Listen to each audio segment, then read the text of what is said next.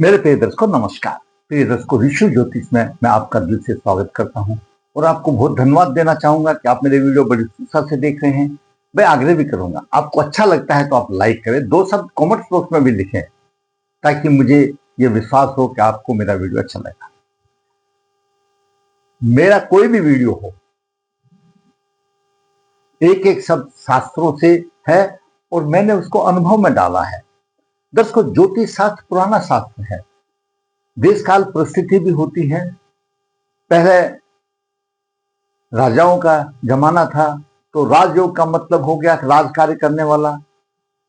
आधुनिक युग में सरकारी नौकरी से संबंधित हो गया। उत्कृष्ट नौकरी है वो राजा के बराबर हो गई। आईएएस है, आईपीएस है, ये राजा के बराबर है आजकल उसमें। अब हमारे बच्चे पढ़ लिख जाते हैं और फिर हर आदमी को आज सरकारी नौकरी चाहिए। हर आदमी को सरकारी नौकरी चाहिए। जहां तक का कॉमर्स प्रश्न आया, मेरी सरकारी नौकरी, हमने कॉमर्स में जवाब दिया। उसका एक ग्रह बहुत ही पॉपुलर है और वो विश्वनिवास में है। और विश्वनिवास में ही नहीं, वो बादकेश भी है। और बादकेश ही नहीं, वो 22वें देश कोण में भी है। ये तीनों विश्वनिवास, बादकेश और 22वां देश कोण, ये तीनों स्थिति अच्छी नहीं होती है। अब उसकी गलती नहीं है। आदमी नौकरी के लिए पूछ ले, इधर जाता है उधर जाता है, अमुक अमुक आचार्य पंडित जी के पास जाता है। उसका सवाल ये रहा कि वैदिक ज्योतिष तो फराड है, मुझे आज तक किसी ने विश्वनिवास बताया ही नहीं। भाई, असमंजस की बात है। जबकि मुझे मालूम है, आप लोगों में से कुछों को तो मालूम होगा, सुना होगा, नहीं सुना होगा। अगर नहीं सुना तो और कहीं से भी सुन लेना। इस YouTube चैनल पे बहुत हैं बताने वाले, शास्त्र भी हैं, बताने वाले भी हैं, और हमको कहीं ना कहीं मानना पड़ेगा। तो फिर हमने सोचा, तर्क वितर्क करने वाला भी है, हम सोचते तो वीडियो नहीं भी बनाते। नहीं, हमने सोचा नहीं, जब हमको मालूम है, हम वैदिक ज्योतिष जानते हैं और बाकी सबका सम्मान करते हैं, चाहे केपी पद्धति हो या लाल किताब हो या कुछ भी अंक ज्योतिष हो, आखिर है तो सब मार्गदर्शन है। ज्योतिष शास्त्र, वैदिक ज्योतिष पुराना है, हम उसके आधार पर कह सकते हैं। बाकियों का सम्मान करते हैं, मंजिल सबकी एक ही है। ऐसा नहीं है कुछ में ऐसा लिखा है, उसमें ऐसा लिखा है, कहीं ना कहीं कुछ होगा।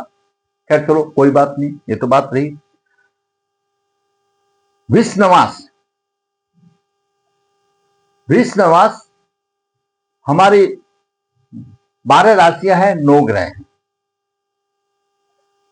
सर्टेन डिग्रियां होती हैं विश्वनिवास की, कि उस डिग्री में ग्रह होगा तो विश्वनिवास में होगा। क्या क्या डिग्रियां हैं? मेष राशि में, वृषभ राशि में, कन्या राशि में, धनु राशि में अगर कोई भी ग्रह है, बेशक इनका स्वामी भी है, अगर वो ग्रह 0 डिग्री से लेकर के 3 डिग्री 20 कला तक है तो वह विश्वनिवास में होगा। नो डाउट, इसमें मैं बिल्कुल दृढ़ निश्चयी हूं। उसके बाद आती है मिथुन राशि, सिंह राशि, तुला राशि और कुंभ राशि। इन राशियों में ग्रह अगर 13 डिग्री 20 कला से या 13 डिग्री 20 डिग्री से लेकर के 16:40 तक, यानी एक नक्षत्र का मान 3 डिग्री 20 मिनट का मान, अगर इसमें कोई ग्रह चाहे स्वयं राशि का भी होने दो तो वो विश्वनिवास में होगा। इसमें कोई डाउट नहीं है। आगे आती है कर्क राशि, वृश्चिक राशि, मकर राशि और मीन राशि। इन राशियों में अंतिम निवास 26 डिग्री 40 कला से लेकर के 30 डिग्री तक अगर कोई ग्रह, बेशक वह ग्रह स्वयं राशि का है, तो विश्वनिवास में होगा। विश्वनिवास की प्रभाव क्या हमारे ज्योतिष के मर्म और क्या शास्त्रों ने बताया है? जो ग्रह विश्वनिवास में हुआ जाता है, मेरी बात को बिल्कुल ध्यान से करना, मैं बिल्कुल पिन पॉइंट बता रहा हूं। जो ग्रह विश्वनिवास में आ जाता है वह अपने कारक की हानि करता है। हानि करते में और नहीं देने में जमीन आसमान का फर्क है। वो कहीं ना कहीं हानि करता है। जैसे अगर बुध विष नवास में आ जाता है तो बुध के जो कारक हैं, बहन भुआ का है, वाणी का है, बुद्धि का है, उसमें कहीं ना कहीं हानि करेगा, हानि करेगा।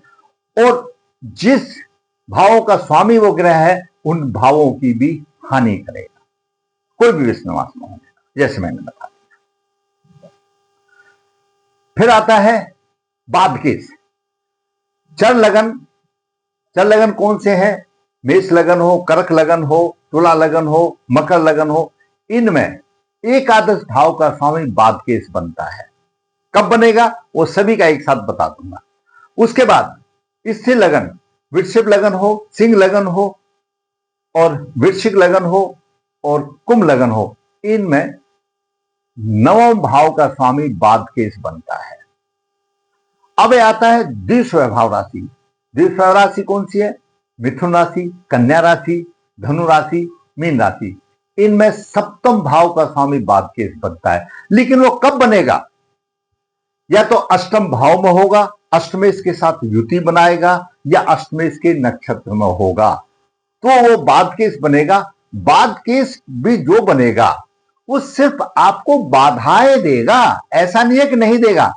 आप जो भी चीज चाहते हैं, जिसके लिए आप परिश्रम कर रहे हैं, अगर बाद केस की दशा है तो वो प्रॉब्लम क्रिएट करेगा उसमें। उस प्रॉब्लम को आपने करना। आप कर्मठ हैं, आप साहसी हैं, आप में कुछ कर गुनेगे तो अपने आप वो खत्म हो जाएगा। तो ध्यान रहे, बाद केस का मतलब है बाधा देगा, ऐसा नहीं है कि नहीं देगा। विष नवास का मतलब है हानि करेगा। अब हमने कुछ गेन किया है तो कुछ हानि भी करेंगे, खर्च भी करेंगे, तो हानि करेगा। बात ये सिर्फ इतनी सी है, हानि करेगा। अब रह गया जो ग्रह 22वें देश कोण में है। 22वां देश कोण अष्टम भाव में बनता है। कैसे बनता है? एक राशि 30 डिग्री की होती है तो एक राशि में 3 देश कोण बनते हैं। 10 डिग्री का एक देश कोण होता है। 3, 6, 9, 12, 15, 18 और 3, 21 देश कोण यहां पूरे हो जाते हैं साथ में। 22वां देश कोण अष्टम राशि से शुरू होता है, लेकिन यहां पर 0 से शुरू नहीं होगा। जो लगन उदय के डिग्रियां हैं, अगर मान लिया यहां पर लगन 11 डिग्री से है तो यहां पर अष्टम भाव में 11 डिग्री तक तो वो 21वां ही देश कोण होगा। क्यों? शुरू ही 11 से हुआ, लगन से शुरू होगा तो उतनी तो उससे आगे वो 22वां देश कोण होगा। 22वां देश कोण सबसे अशुभ माना गया है।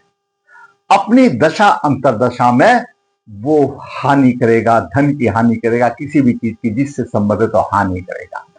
और इस जाति की कुंडली में एक ही ग्रह तीनों है। वही ग्रह विष नवास में भी है, वही ग्रह बादकेश भी है और वही ग्रह 22वें देश कोण में भी है। तो ये प्रॉब्लम है। अब चलते हैं आगे। सरकारी नौकरी के लिए 10म भाव है किसी भी कुंडली का। 10म भाव प्रतिष्ठा प्रमाण सरकारी नौकरी का है। 10म से 10म सप्तम भाव है। सप्तम भाव व्यापार का माना गया है, निजी कार्य क्षेत्र को माना गया है। जरूरी बात है 10म भाव की स्थिति शुभ होनी चाहिए, 10म भाव पर प्रभाव भी शुभ होना चाहिए और 10म भाव के जो कारक हैं उनकी भी स्थिति होनी चाहिए। तो इस 10म भाव से संबंध में नाना प्रकार के हमारे राजयोग बनते हैं, वो एक अलग बात है, अलग बात है। अगर 10म भाव का स्वामी जहां पर बैठा है उससे 10म भाव का जो राशि बनती है उसका स्वामी दोनों की युति दृष्टि हो तो भी सरकारी नौकरी का बनता है। तो कई हिसाब से सरकारी की नौकरी का बनता है, ऐसा नहीं है कि नहीं बनता है। तो विचार करेंगे जातक की कुंडली में क्या कहती है। जातक का जन्म 7 अक्टूबर 2002 शुक्ल पक्ष 10 संवत्सर 1 शनिवार को हुआ। जन्म के समय पर मीन लगन उद्भव 10 डिग्री है। तृतीय भाव में शनि 6 डिग्री 33 मिनट और गुरु 17 डिग्री 5 मिनट लेकर के है। वक्री है, दोनों वक्री है। चतुर्थ भाव में राहु, मिथुन राशि का राहु है, 26 डिग्री लेकर के है। छठे भाव में मंगल सिंह राशि का 18 डिग्री 59 है और सप्तम भाव में सूर्य 20 डिग्री 37 मिनट लेकर के। अष्टम भाव में बुध 15 डिग्री 57 मिनट लेकर के है। शुक्र 21 डिग्री 40 मिनट लेकर के है और केतु यहां पर 26 डिग्री 21 मिनट लेकर के, चंद्रमा 12 डिग्री 22 मिनट लेकर के है। लग्नेश तृतीय भाव में है। जब लग्नेश किसी भी कुंडली का तृतीय भाव में होता है तो वह जातक बड़ा कर्मठ होता है, काम करने वाला होता है, और जब उसको फल नहीं मिलता तो तिल मिलाएगा ही। यहां पर लग्नेश ही नहीं, ये दसम भाव का भी स्वामी तृतीय भाव में आ गया, दसम भाव का स्वामी भी तीसरे भाव में आ गया। अब राहु यहां पर मिथुन राशि में है, अच्छा शुभ फल देगा, घर सुविधा सभी कुछ अच्छा मिलेगा, माता का इसका सब रानी मिथुन राशि में राहु अच्छा फल देगा। राहु की तीसरी दृष्टि है दसम भाव पर है, तो मिथुन राशि यहां पर अच्छा फल देगा। दसम भाव में केतु है, केतु धनु राशि में अच्छा फल देगा, वो ऊंचा उठाएगा दसम भाव को, व्यवसाय दिलाएगा, नौकरी दिलाएगा, इसमें कोई दो राउत नहीं, ये ज्योतिष का। छठा भाव संघर्ष का भाव है, रोग शत्रु का भाव है। छठे भाव का स्वामी सूर्य यहां पर कन्या राशि में है, संघर्ष करने वाला होगा, सूर्य ग्रहों का राजा है, संघर्ष करने में पीछे नहीं होगा। लेकिन यहां पर सप्तम भाव में है, जीवन साथी भी बीमार होगा और खुद को भी रोक देगा, अपनी अंतरदशा में देगा। ग्रह अपनी दशा अंतरदशा में फल देते हैं। सूर्य यहां पर छूता नहीं है, ग्रहों का राजा है, यहां पर है। गुरु की पंचम दृष्टि सूर्य पर है, वक्री गुरु है, अच्छा है। अब गुरु दसम भाव का भी स्वामी है, लगन भाव का भी स्वामी है। गुरु की यहां पर दृष्टि है, दसम भाव पर दृष्टि नहीं है। दूसरा सूत्र यह भी कहता है कि सप्तम भाव निजी उद्योग का भाव है, छठे भाव का स्वामी यहां पर है, गुरु लग्नेश भी है, दसम भाव का स्वामी है, दे रहा है, तो सप्तम भाव को बलवंता दे रहा है उद्योग के लिए। उद्योग के लिए पहले यहीं तक समझते, पीछे रहना। निजी उद्योग के लिए अच्छा होगा। केतु सरकारी नौकरी के लिए भी अच्छा है। राहु घर सुख शांति के लिए अच्छा है। फिर मैंने आपको एक बताया था, जहां आपका दसम भाव का स्वामी कहीं पर भी बैठा है, अगर उससे दसम यानी दसम भाव का स्वामी गुरु यहां पर है, यहां से दसम कौन सी राशि आएगी, यहां आएगी 1 2 3 4 5 6 7 8 9 10, यानी शनि हुआ। अगर दशमेश और जहां दशमेश बैठा है उससे दसम भाव का स्वामी का संबंध बन जाता है, युति बन जाती, दृष्टि बन जाती है, तो नौकरी पक्की है। ये साधारण नियम है। लेकिन अभी यहां पर यह सोचने वाली बात है कि शनि और गुरु की युति, दसम से दसम की युति तो आ गई, मैंने जैसे बताया, लेकिन शास्त्र हमारा यह कहता है कि जब शनि और गुरु की युति होगी तो ऐसा जातक वैराग्य की तरफ जाएगा। शनि पाप तृष्णा वैराग्य का कारक है, और जब शनि और गुरु की युति होती है तो उसको भौतिक सुख बहुत ही न्यून मात्रा में मिलते हैं। अब इस युति में 11 डिग्री का अंतर है। अगर इस हमको युति मान लेते हैं 11 डिग्री में, तो जरूरी बात है कि उसको भौतिक सुख न्यून मात्रा में मिलेंगे। अगर युति है, और युति है तो मतलब जैसा मैंने बताया कि सरकारी नौकरी मिलेगी, तो ये दसम भाव का स्वामी, दसम से दसम का स्वामी शनि हो गया। दूसरा कोई ग्रह होता तो हम ये कहते 110% नौकरी मिलेगी, लेकिन शनि मिला। शनि और गुरु की जब युति होती है तो दूसरे चैप्टर में यह भी बताया गया है, हर एक ज्योतिष शास्त्र किसी में पराशर हुआ साथ में, जब शनि और गुरु की युति हो तो भौतिक सुखों उसको बहुत न्यून मात्रा में होते हैं, और शनि इतना परेशान कर देता है, हताश हो जाता है जब उसका काम बनता है, जब वो सोचता है कि मुझे अब इसकी जरूरत नहीं है, वो वैराग्य की तरफ लेके जाता है। तो ये युति भी इतनी अच्छी नहीं हुई। यहां पर हम इसको छोड़ देते हैं, कोई बात नहीं, ये मैंने आपको बता दिया। अब चंद्रमा एकादश भाव में है, पंचम भाव का स्वामी है। गुरु और चंद्रमा का अच्छा लक्ष्मी योग बन रहा है। एकादश भाव में चंद्रमा विदेश का भी योग बनाता है, अच्छा शिक्षित है, मर्म अच्छा है, तर्क वितर्क करने वाला भी है, अच्छा ज्ञान का भंडार है, उसमें कोई दो राय नहीं है। चंद्र अपना काम कर रहा है। बात आती है नौकरी। अब जब हम विश्व नवास में देखते हैं तो लग्नेश और दशमेश का नवासपति बुध है। लग्नेश और दशमेश का नवासपति, नवास कुंडली में गुरु जो है मिथुन राशि में, तो उसका नवासपति बुध है, और नवास कुंडली में जहां पर ग्रह होता है वहीं से उसको ऊर्जा मिलती है कार्य करने की। नवासपति बुध है, आ गया। और विश्व नवास में बुध है, क्योंकि बुध की डिग्रियां 15 डिग्री 57 मिनट है। मैंने आपको बताया कि अगर कोई भी ग्रह मिथुन राशि में होगा, सिंह राशि में होगा, तुला राशि में होगा, कुंभ राशि में होगा, 13 डिग्री 20 कला से लेकर के 16:40 तक होगा तो विश्व नवास में होगा।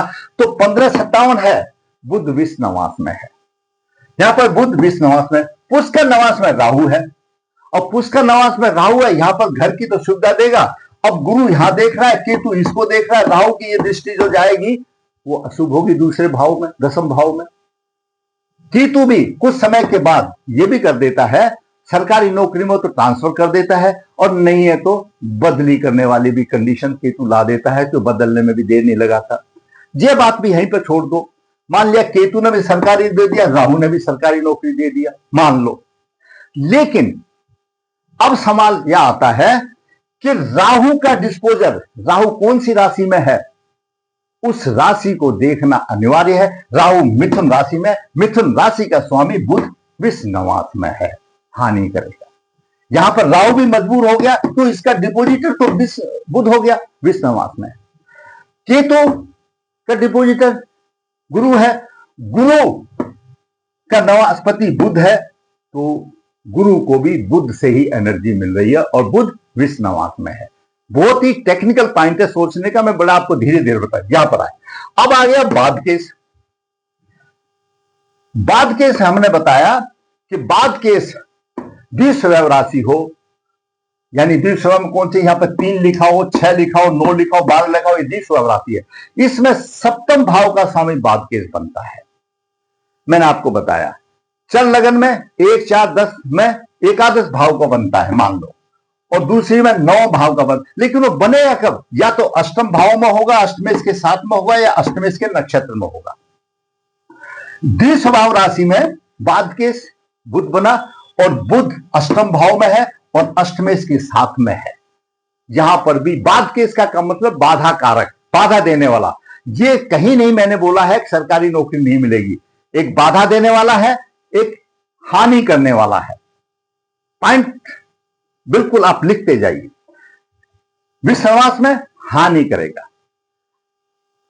अब जब ये विश्व नवास में आ गया तो चतुर्थ भाव की भी हानि करेगा, और सप्तम भाव की भी हानि करेगा। और कारक वाणी का कारक है, बुद्धि का कारक है, बहन बुआ का कारक है, कुल देवता का कारक है, विष्णु भगवान का प्रतीक है, वहां पर भी हानि करेगा। हानि करेगा, नहीं देगा नहीं, हानि करेगा। कितनी हानि करेगा वो मैं बाद में बताऊंगा। ये बात हुई। अब बुध 22वें देश कोण में है। बुध की डिग्री 15 डिग्री 50 मिनट है, लगन उदय 10 डिग्री 28 मिनट है। जहां से शुरू हुआ था, बच्चे ने जन्म लिया, तो 10-28 तक उसके 21 देश कोण पूरे होंगे।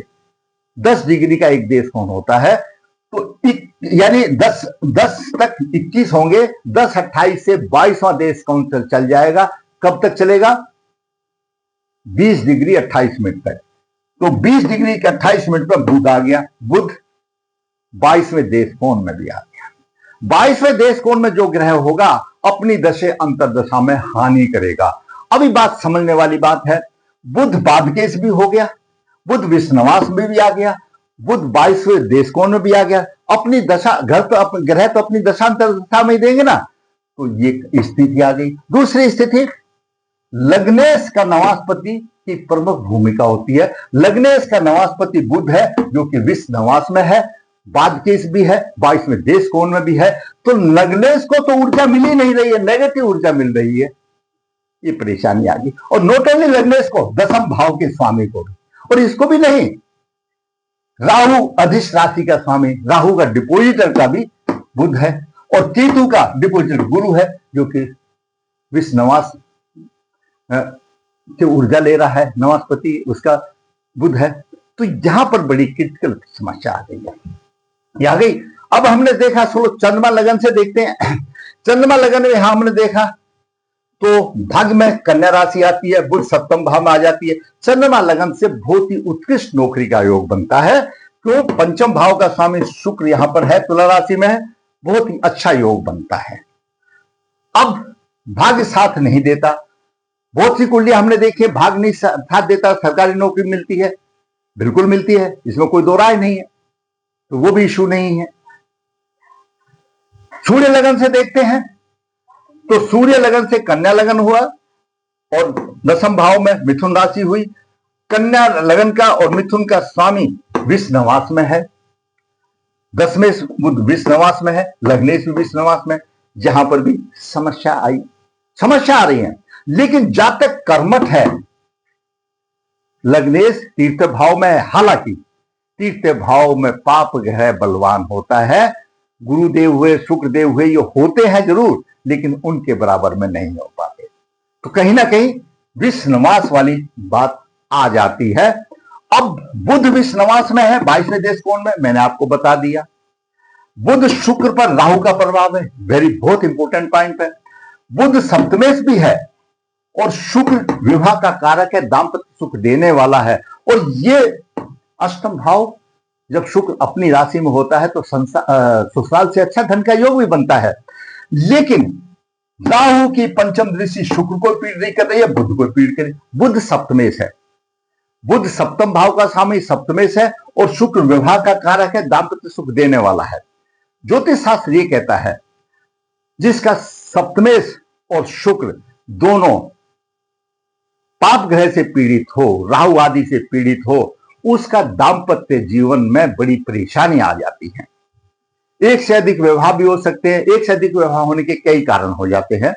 कोई प्रेम प्रसंग भी हो जाता है, जैसे आजकल का चला, छूट जाता है वो भी, सगाई छूट जाती है वो भी चल जाती है, तलाक के बाद भी हो जाता है। सारांश कहने का मतलब ये उनके दाम्पत्य जीवन में मधुरता की कमी रहती है, चाहे कारण कुछ भी हो, क्योंकि बुध भी पीड़ित हो गया, शुक्र पीड़ित हो गया, ये भी आ गया।